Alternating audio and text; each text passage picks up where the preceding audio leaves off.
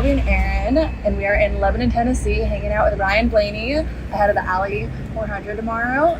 I'm so excited to talk to you. How you feeling race weekend? Good. Yeah, it's nice to be up in Nashville. It'll be a warm weekend, but it's always nice to be here. So you're coming back. You had that hard crash here last year, and I saw that they had put some tire barriers down on that wall. Did you have to pay for the fucking tire barriers? No, luckily I didn't have to.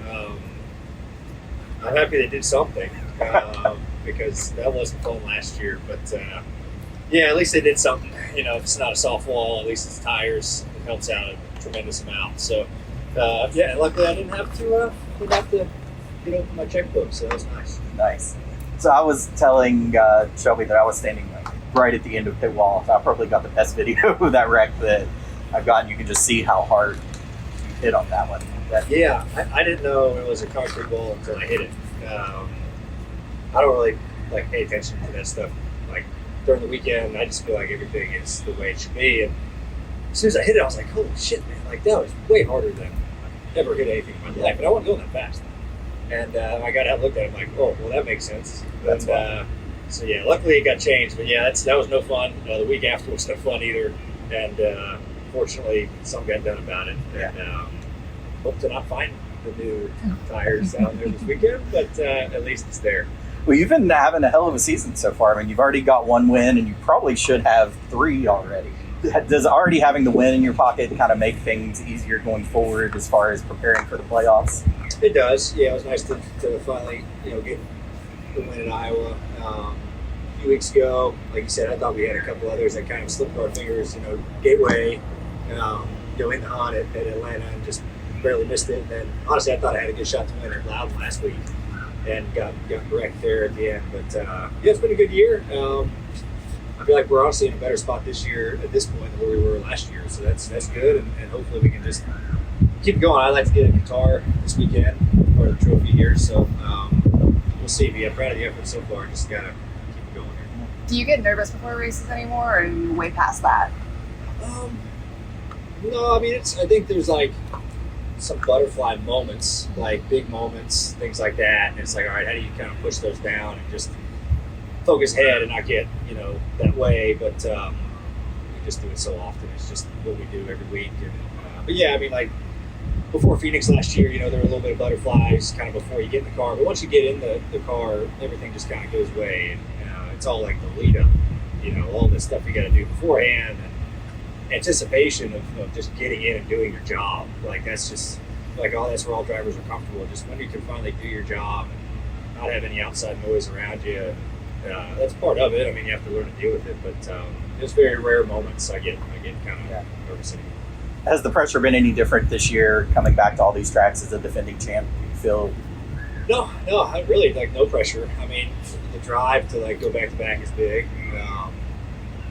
No one's done back to back in the new format, so there's a huge opportunity to do something really cool, and that's what I just kind of keep telling my folks is man, we're the only people that have this opportunity to go back to back, this year, and I think that's what's kind of our drive and motivation is how do we figure out how to do it again, and that's the challenge of it, right? How do you've done it, you feel like you have a good grasp of how to do it, but it's really hard to do it again. Yeah. Everything has to kind of go perfectly. You have to perform. Me, I do. Everyone on our group has to perform to the best of their ability, and then just whatever happens. But all you can do is just try the best that you can. And I've always been a person of whatever happens at the end of the day happens. But all I can do is just give it everything you got, and whatever the willing forces make it. That is the outcome. Yeah. Do you like the current format of it all coming down to one race, or would you rather have a 3-race final round? I personally would like to see a 3 or 5 race final. You're a pretty laid-back guy, kind of soft-spoken, but then once you get the helmet on, there's some pretty interesting radio chatter. Where does that just heat of the moment competition? Yeah, it's funny. It's gotten a lot of kind of notoriety in the last year or two. It's been my whole life. That's just always who I've been. They say that you get qualities from your parents, and that's something I've gotten from my dad. I mean, my dad was just like me. So I got that trait from him.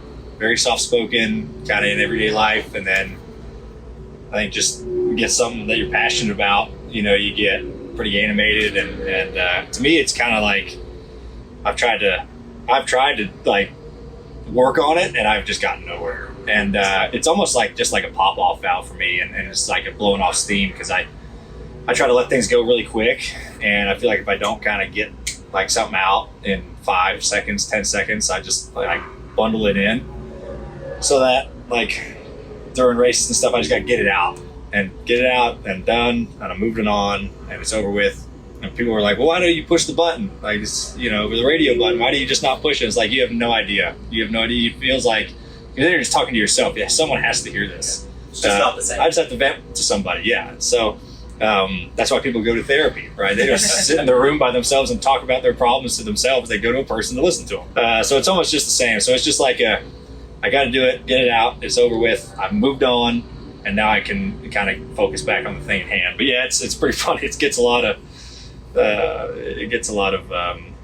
publicity, I guess. Yeah. Speaking of your dad, we filmed an interview of you when you were just a kid, basically starting racing, and you say that your dad was out racing too, so he'd call and check on you 3 times a day.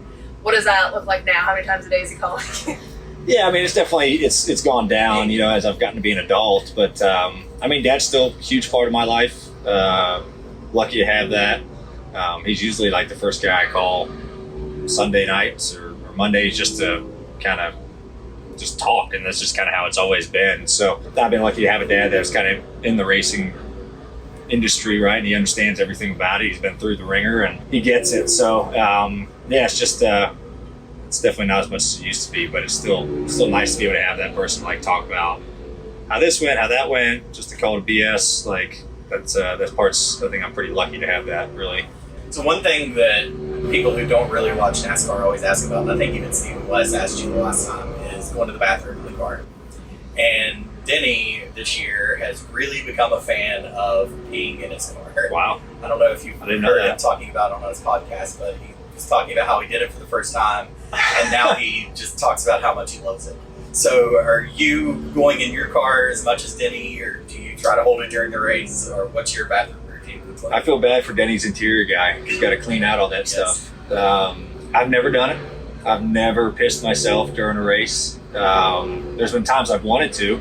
I'm like, I just can't bring myself to do this, you know, because, you know, our sport, you lose 5 pounds during a race, just water. And sometimes if you don't time it right, like if you don't, I have to go right before the race. Like that's just how you got to do it. And usually you sweat it all out. But sometimes if it's a colder race, you don't sweat. So sit in the car for 4 hours, you're going to have to go.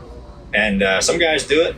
I've been to almost the breaking point, and I have not done it. I just can't bring myself to do it as a grown man. I just can't piss my pants. And but yeah, everyone's a little bit different. I mean, you're not getting out, right? So it's like if it's a do or die situation, you're gonna do what you have to do. But yeah, I haven't done it. I don't plan on doing it. But maybe you never know. There might come a day where it's like I have got to do this, or I'm gonna have my bladder's gonna explode. But I haven't gotten to that breaking point yet.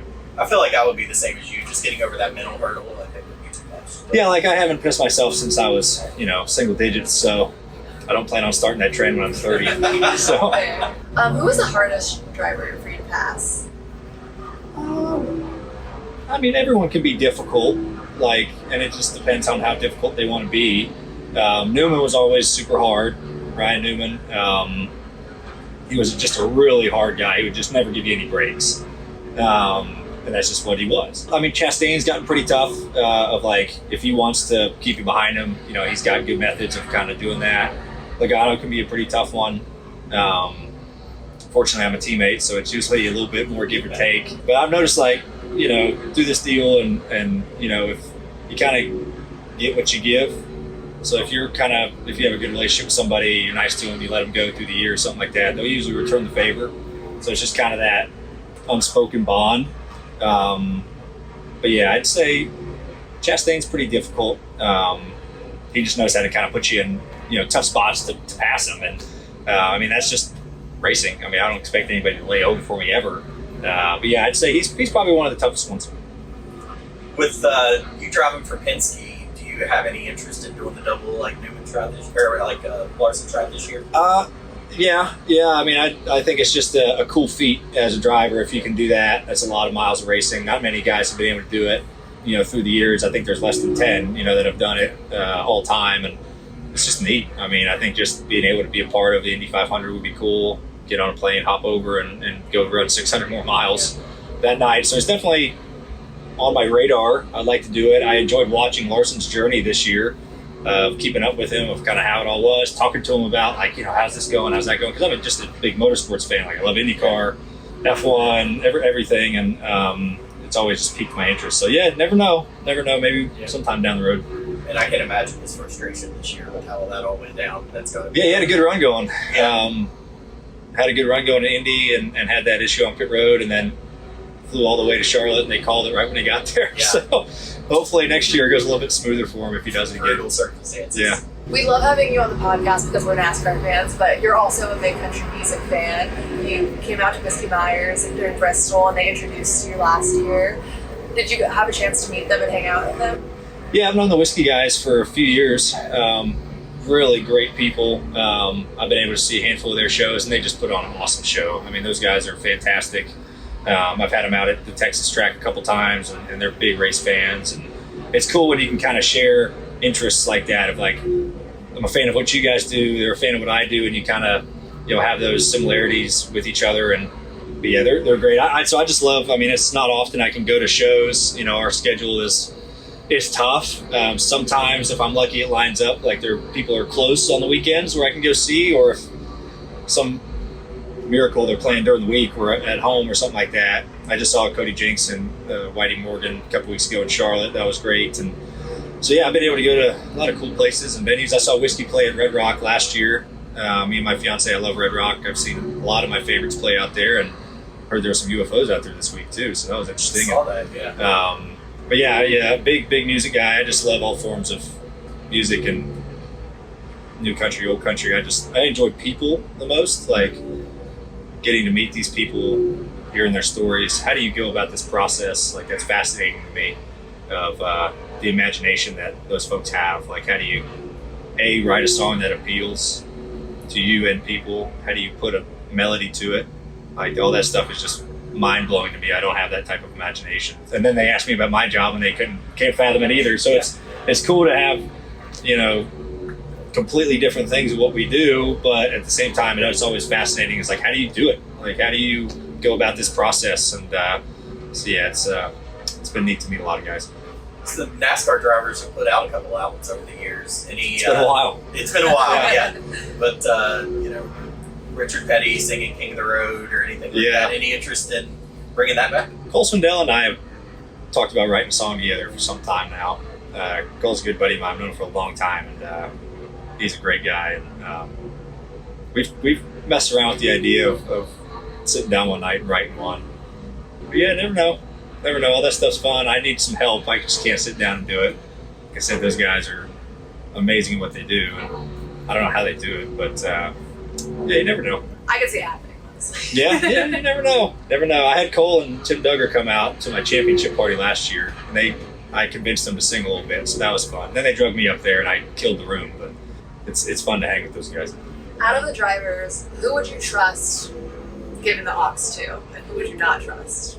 I mean, it's the easy answer of who I would trust is just the guys I'm buddies with, Chase and Bubba. Been a lot of road trips with those guys, and it's funny because Chase and Bubba have very different music styles. Chase is a very country music guy. Bubba's a metalhead, and I like both. I grew up a metalhead, and so it's just different vibes you're going to get with whoever's in the car. But then Bubba likes some country. He's a big Stapleton and Childers guy. I've been pushing him on some new stuff too. He likes Charlie Crockett a lot, so that's nice. But yeah, those two guys I would definitely trust. Someone I wouldn't trust, Cindric is a interesting music listener. I've had to go a couple road trips. He's got some interesting tunes that he plays. I like hearing it. Something different. It's nice to get out of your comfort zone of what you listen to all the time, especially if you're on a road trip and you want to fucking put your head out the window and scream when you're in the car for 8 hours or so. But yeah. Back in the day, Mark Martin, he was a big, hardcore rap guy. Is there anything on your playlist that would surprise people? Yeah, I don't know. Like I said, I'm a fan of some music more than others, but like I said, I grew up a metalhead. Like I had Slipknot posters in my room growing up, and I've gotten into even heavier stuff than them on occasion. Yeah, I'm a big rap guy. Like I grew up, my generation, like when I was like, Lil Wayne was huge, and that whole Cash Money folks were big. Big J. Cole guy. He's from North Carolina. So yeah, I think I have a good plethora of music on my iPad, and they're all different for different albums or different playlists for different situations. But I think the thing that shocks most people is to learn that I'm like a metalhead, like really heavy, hard stuff, like super heavy. I was playing for people and they're like, "What is he saying?" Like, what? I'm like, "You just gotta pay attention." But the metalhead stuff usually surprises people. What was the influence there? Was your dad like that too, or no? Dad loved Dad loved like Pink growing up. So I never really, I don't know. I just think like I was just at this mindset of like I was a pretty introverted kid, and I think a lot of introverted kids like love like metal music and just like jamming to it and stuff. But yeah, I don't know how I just become a fan of like Korn and Slipknot and all those guys. And so there wasn't really any influence. I think I just enjoyed that stuff. And those guys are like the nicest dudes ever. Every heavy metal artist, everyone's like, "Damn, they sound angry." I'm like, they're the nicest people you will ever meet in your life. Yeah. And like nicer than some country folks that you think, "Oh yeah, that's a nice guy." Like actually it's the opposite. Like some of these guys are jerks. But every metal guy I've met ever is such a nice dude. And a lot of them actually, surprisingly enough, enjoy racing. Like they love racing and they watch it like every weekend. So I've got to ask about this. Bubba, a couple of years ago, he posted a video. I think it was you and Hemrick dancing behind the bar. I don't know if you've seen it. Dancing to, what was it? The Get Up by Blanco Brown. Where'd you get your dance moves? Oh, we were on vacation in Turks and Caicos. And I have no idea where I got my dance moves. I had two sisters. I might have learned some from them. Yeah, I have no idea. Yeah, that video surfaces a little bit every now and then. And big hip movement guy. So yeah, I don't know. I think that's a sister influence right there. I had to watch them, dance all growing up, and I think I picked up some traits. You look like you're having fun, and you've talked about not being able to give up drinking during the season. What are you usually drinking? Yeah, it's hard. I mean, I'll tell you, nothing tastes better than a beer after a race, like an ice cold beer. And the good thing about drinking after a race is it doesn't take many to get you where you want to go. It's so dehydrating. It's the most like cost efficient way to drink, I've always said, because you are so dehydrated and like you have 3 and you're ready to pass out. Big beer drinker. It's kind of varied through the years, but right now I'm a big Coors Light and Modelo guy. If you can get your hands on a Coors Banquet, that's a delight. I'm also a big bourbon guy, so I really enjoy a lot of different types of bourbons. Never been like a vodka, tequila guy. Just can't do it. Too many bad experiences when I was younger. I just can't stand the smell of it anymore. But I think beer always tops it. I always have to make sure I have. They make Modelitos now. Have you seen those? They're like 7 ounces. Yeah. They're adorable. It's fun, but it's not, because you'll finish one, you're like, I gotta get up and get another one. You finish one in like 3 seconds. But those are shots. Yeah, I know. Yeah, but they're nice. They're nice little tiny bottles. It's just shrunken down bottle. But yeah, I've always enjoyed being a beer drinker. It helps me keep my carbs up. I'm not a very big guy, so I got to keep some weight on me somehow. Yeah. Since we're here in Nashville, do you have a favorite bar here? I love Red Door. That's probably my favorite here. That whole kind of row, like there's Red Door, there's Losers right down the road. Midtown area. Yeah. So that whole kind of area is nice. Like Broadway's nice. I mean, but it's like, I feel like if you first time in Nashville, you got to go to Broadway. You got to experience all like the high rises, 3-story bars and stuff like that. And I try to check out if there's new places. Like I haven't been to Chiefs yet. Cool. I want to see it just because it's a new bar. I like Eric Church. So, but yeah, I'd say Red Door is like one of my favorites. Pretty small. So that part is, there's one my buddy brought me to, Batter's Box. You guys been to Batter's Box? I haven't been there. That's a good one. It's a very old school, like low key. I kind of like those places because Broadway gets so crowded, asshole to elbow over there. So it's just it's good. But yeah, Red Door. I have a lot of fond memories in Red Door. So you had talked about, I think it was on Bustle with the Boys, you talked about when you were living on Dale Jr.'s property, and you would come home after a race and go over there and party afterwards. woods with him. Do you have any stories from there that you can share? Yeah, that was like a couple of the funnest years of my life. Like I had so much fun living next to Dale. He was just right through the woods, so you just take like a 4-wheeler through the woods and get home from races. And it was like my rookie years, my first 2 years of Cup. So when he was still racing, so like, you know, being a young 23-year-old, you know, and getting to go hang out with Dale after these races and was a lot of fun. And he was always super nice to me. And I think one of the coolest things he ever did was I won my first race in Pocono in 17. He blew up like halfway through that race, so he was home.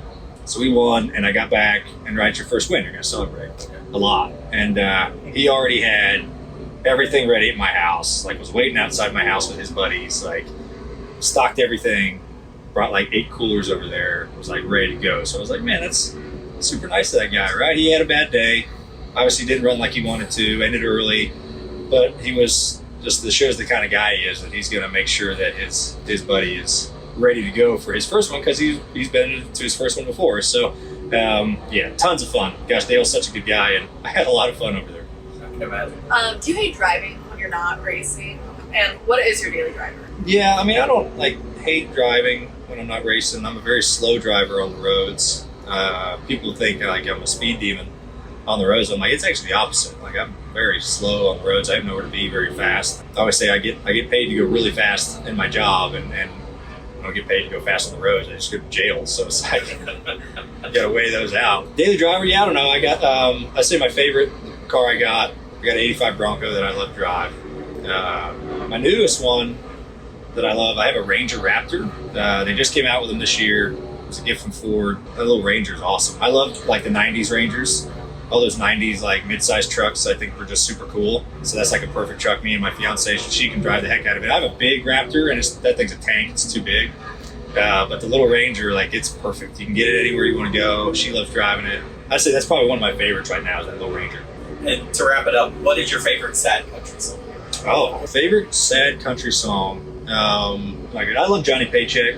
Only Hell My Mama Ever Raised was a good one. It's not like a sad song. Sad Songs and Waltzes, that's a pretty good one. I think that's a really good one by Willie. And Tyler Childers actually, I don't know if you guys seen his YouTube video. He's like hammered on a pew and he's singing that song. Like, that's a great rendition of that song. Yeah, Sad Songs and Waltzes. I think that's a good sad country song. Yeah, That's good. Well, thank you so much for your time, and good luck this weekend. Thank you.